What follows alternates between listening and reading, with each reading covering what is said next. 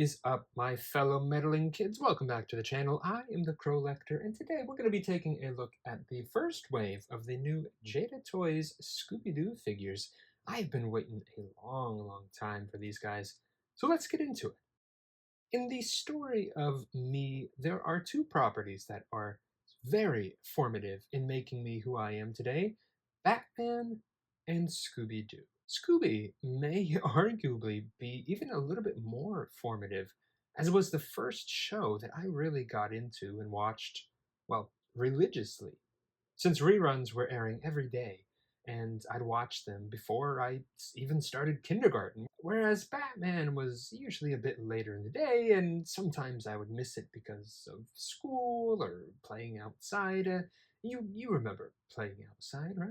That was a thing we used to do. Anyway, Scooby was always there, and it really ignited my imagination.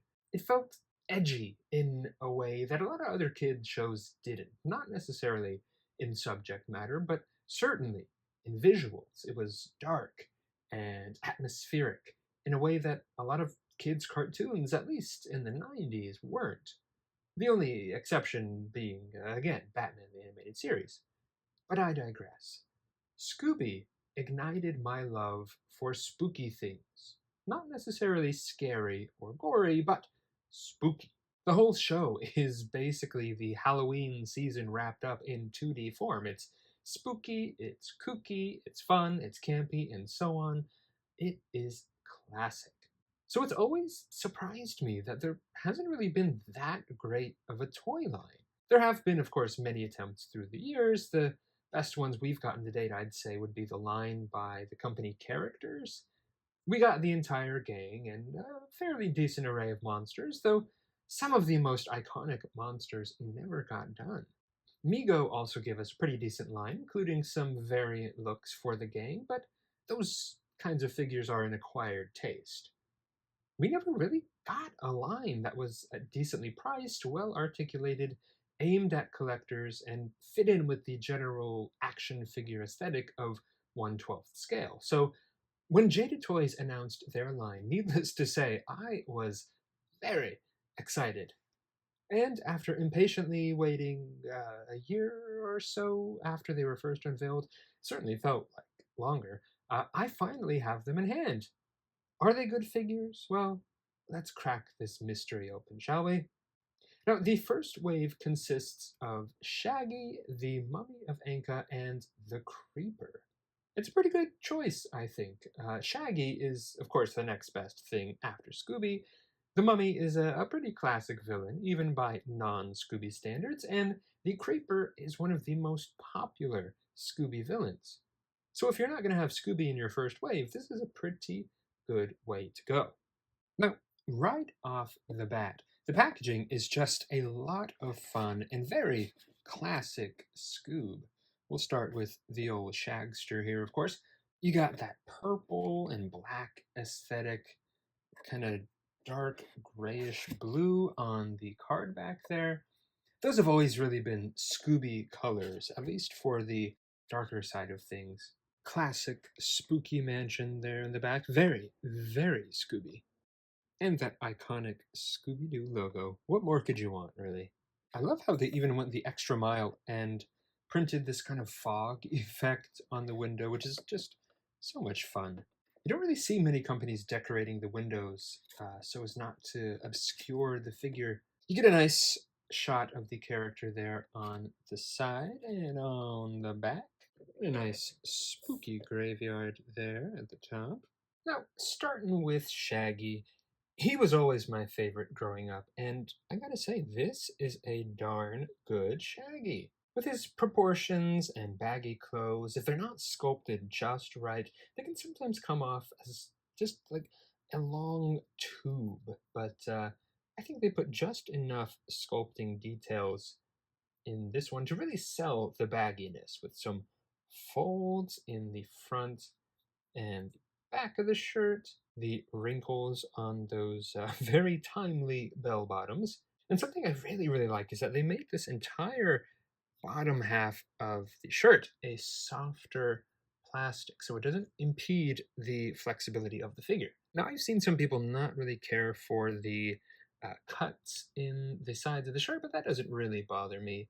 You know, with as big and cartoonish as he can be, he really needs to be able to strike some big poses. And sculpting on the two heads we get are very nice as well, with appropriately, well, shaggy hair that doesn't just look like a blob or like a bowl cut, as sometimes these plastic hairdos can be. And we actually get two separate hairdos.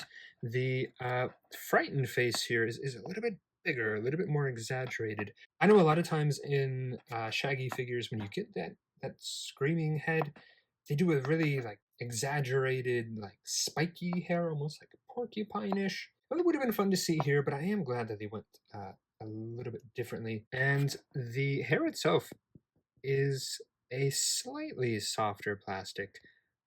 Definitely not as hard as the rest of the figure. I really love that they made this almost like cowlick part a softer plastic as well. Go ahead and swap the heads out here. And the paint on this guy is really, really nice and clean, even on the face, which we love to see. There's really no visible slop or bleeding anywhere on the figure. Articulation is pretty great as well.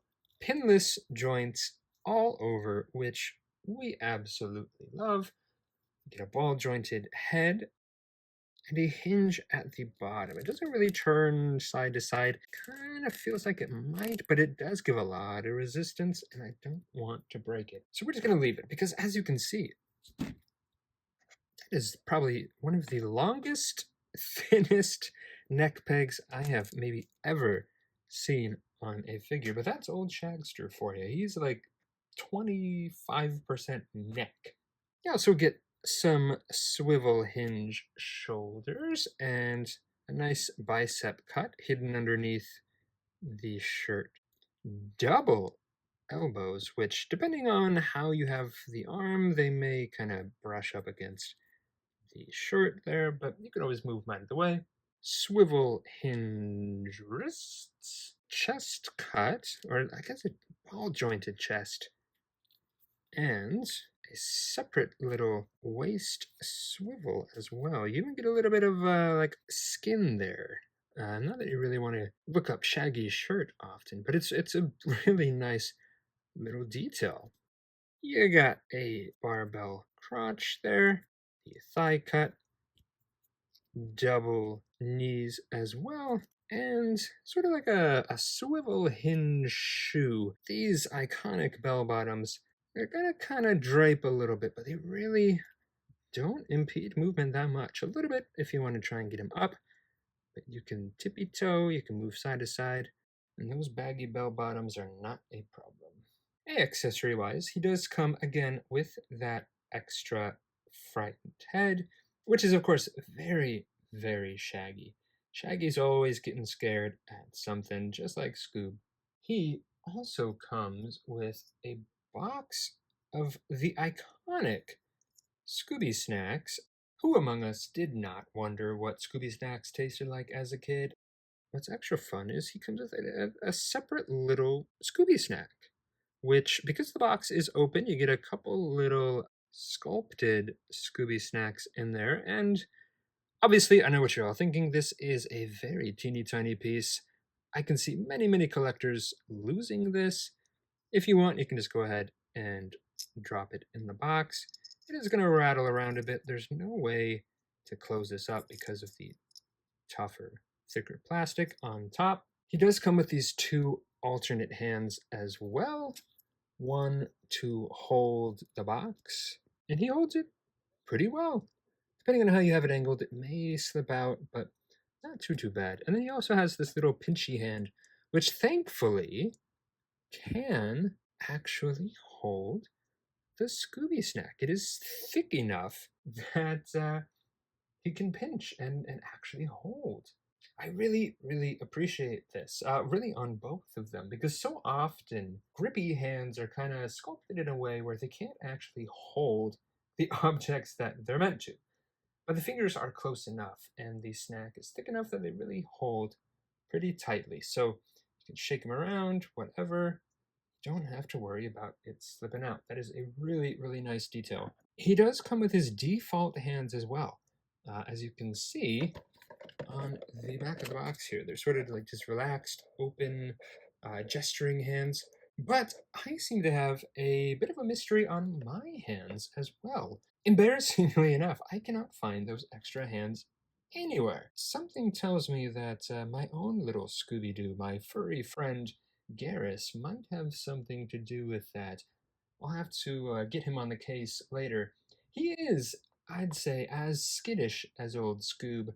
Maybe not quite as hungry or resourceful, but he always comes through. But overall, that's what you get with Shaggy. I think it would have been fun if we could have gotten like a sandwich or something, but I'm sure we will see at least one sandwich by the time the line is up. Would it be fun if instead of like a build a figure, they did like a build a sandwich gimmick where you got different pieces with each character and could make like one of those super stacked sandwiches however you want? It's such a silly idea, I know, but gosh, that would be so much fun. Next up, we have the Mummy of Ankha. Ankha? Ankha. I think it's Ankha. I know, obviously, the Ankh Egyptian theme, so that makes sense too, but I do believe it's Ankha. Ankha, Ankha, potato, potato, say whatever you like. Just call him the Mummy, not the Daddy. Now, one thing I did notice right off the bat is that on the side of the box there, this mummy is not this mummy. This one has much, well, any teeth, but definitely very sharp teeth, whereas our mummy's teeth has fallen out. This one is also a bit rounder, looks a little bit more modern as well. Maybe something out of like What's New, Scooby Doo. Whereas this one here is definitely that kind of more classic animation style. Either way, though, I don't know which one I really prefer. Probably this guy, just because again, it feels more classic Scoob. And the sculpting on Mr. Mummy here is really, really nice as well. Almost like slightly realistic. Definitely animated and exaggerated, but much more realistic looking than Shaggy. I do think this could fit in many horror collections. But the sculpting really does give the impression of just a bunch of bandages. And I like the color that they chose as well. It's not super stark white so that it looks too clean, but it's not too dirty either. You could, of course, take a wash to this guy, but I really kind of dig the barely dirty sort of cream color that they went with. It really helps sell that this is just a guy in a costume. And it does make those little bits of black on his face pop all the more. I do really like those red eyes. You can only really see them at certain angles. So that's where something like what is on the package, I think, might help a little bit more, where you could just see the red a little better from any angle. I also really, really like the bits of bandages on the side here, the back of his head, which, fun fact, does have a little articulation joint. I believe it's a ball joint. Super fun, super unique. And then one at the bottom here, which is articulated as well. I really just add some really subtle character, helps keep it from feeling a little too plain, as mummies often can. And his articulation is going to be similar to Shaggy's, but a little bit upgraded. Again, all pinless joints. Ooh, with that ball jointed head. He does have a separate little joint at the base of his neck, nowhere near as long as Shaggy's. He also has butterfly shoulders, which is a huge heckin' surprise. Bicep cut, which is hidden nicely by the bandages, not too apparent. Those double elbows, swivel hinge wrists, ball jointed chest, torso piece, and same with the stomach as well. That same barbell T crotch. Another thigh cut, kind of integrated into the bandages. Double. Oh, he's a bit stiff. Maybe he really is a mummy who's been chilling for thousands of years in a sarcophagus. Well, I can't get it right now, but you know, you see. And then swivel hinge on the ankle. A little bit more range than old Shaggy, but he cannot sacrifice those sweet bell bottoms. Now, these are his alternate hands. I feel like they're much more mummy-ish. The ones he came with in the package, I believe, are the little fists, almost looking like little boxing gloves. Personally, I don't ever think I will display my mummy this way. I don't really see him throwing fisticuffs much, but they are sculpted very nicely as well, have that nice little wash. Both monsters come with an accessory that I personally will probably never use, but is still a really fun idea, which is an unmasked head. So a bit of a spoiler for the episode if you haven't seen it in the 60-ish years that it's been out. But this one as well, sculpted very nicely. No real paint slop on him. Look at that eyebrow, ooh la la, and the mustache, very suave. And then for the unmasked head as well, you do have this little bit that goes along with the unmasking. I was keeping it on the regular mummy just to kind of give him more of like an unraveling look. But if you put him on the unmasked head, I had it facing down, but on the unmasked head, if you want, flip it over, pop the head on, and then it kind of looks like he's mid unmasking. This one's kind of flying crazy because of how it was posed, but you could drape it however you want, kind of wrap it around so it looks like he's coming undone. Very, very fun. And finally, we have the creepy creeper himself, a classic Scooby villain, if ever there was one.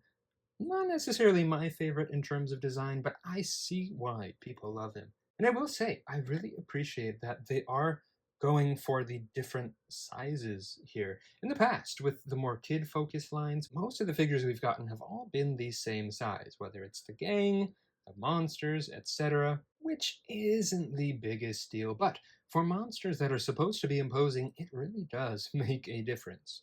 For instance, Shaggy stands just about, I'd say 6, maybe 1/4 inches tall, about 6.5 to the top of the cowlick. The mummy is just a tad under 7 inches, and the creeper standing straight up just a smidge over about 5.5. But let's be honest, you probably won't have Creeper standing straight up because he's kind of known for that hunched over, almost gorilla esque look. Sculpt wise, Mr. Creepy Creeperson here, again, very, very fun with those really weird long proportions, long arms, short legs, big torso. Again, you get the really nice folds in the softer plastic, which really does help that range of motion. Some really nice kind of jagged edges on the shirt. There, like he really did just dig this out of the trash to throw on for the costume. Those crooked shoulders, that's not just me holding it at an angle. They did sculpt those in just barely. You can, of course, exaggerate it just a little bit more if you push the jacket up a bit, and that appropriately crooked, snarling face. And of course, his hair that only a mother creeper could love. Maybe not even that. Paint, again, very clean. No slop. Green is another color that's often used in the Scoobyverse, and he is very bright, even for a more muted green than, say, Shaggy. And I do love that little pop of yellow on the eyes, really just brings out those black toes as well. And he has a similar articulation scheme to the mummy. Ball jointed head again, and he gets some really nice range on this one because the neck juts out a little bit versus up. No butterfly shoulders, which would have been nice. I don't know if it would have been impeded by the jacket, but still. Does have some really good range on his swivel hinge shoulders, though. That bicep cut and the double jointed elbows as well. Swivel hinge wrists.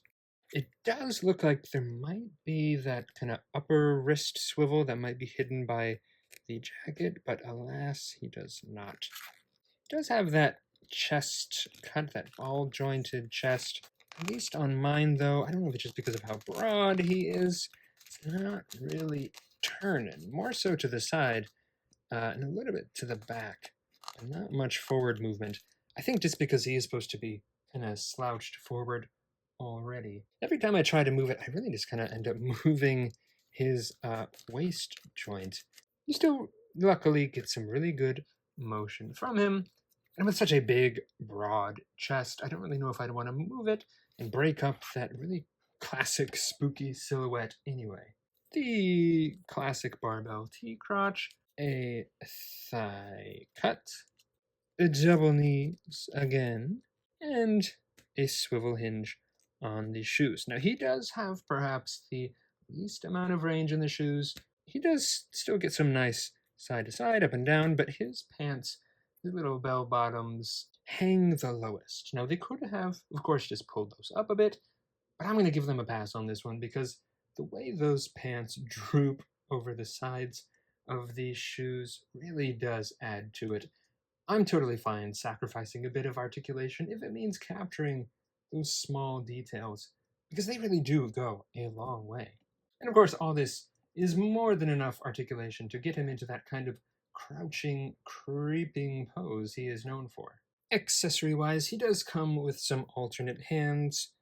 The two kind of pointy hands that he has here, kind of marking you as the one he's going to be creeping on next. Sort of like a graspy hand, like he's reaching for you. And then kind of just a little grippy hand that I have on him here. He does have his unmasked head as well. And this one, I guess you could count the glasses as a separate piece. They do move separately, they do come off. So you could make them as askew as you so wish. Looking a little bit more dazed, confused, maybe defeated that those meddling kids got to him. And again, while I will probably never use it, the inclusion of this honestly really unique, really goofy, stretched mask is such a fun idea. You kind of just pop it on over his head, plug it on however you want. It is a hollow piece. So just pick a spot, kind of squish it on down, just to give the impression that he's kind of mid unmasking. You can even have one of the gang holding it like it's kind of drooping or hanging. They easily could have just given us just the unmasked head, but just like the little mouthpiece for the mummy, such a fun inclusion and really shows that the folks at Jada are big, big fans of Scooby themselves. All in all, these are some amazing figures, and especially for the first wave of a new line, they really came out strong. These are the Scooby figures that I've been wanting for a long, long time, maybe even all my life. They're sturdy, they have great sculpt, really clean paint, some great articulation, and some very fun accessories. They also don't really lose anything in that jump from 2D to 3D as so many animated figures can. I don't know, maybe it's just because we've seen these characters in 3D so many times before, but these don't look bad or weird from any angles. Now we've already gotten our look at Wave 2 and a little sneak peek at Wave 3. Wave 2 does come with Scooby. I am glad that they took their time with him to ensure that the articulation really is integrated properly. I am very excited for the spooky space kook. He is one of my absolute favorite villains. And while the sea monster isn't necessarily in my first 5 or even 10 or so choices, it's a fun inclusion and does hints that they're willing to go pretty deep with character selection, which undoubtedly excites me. What monsters, however iconic or obscure, would you like to see in the line? Let me know in the comments below. Thank you so much for watching, guys. I really do appreciate it. I will be back soon with more creepy Crow Action content. But in the meantime, don't forget, stay spooky.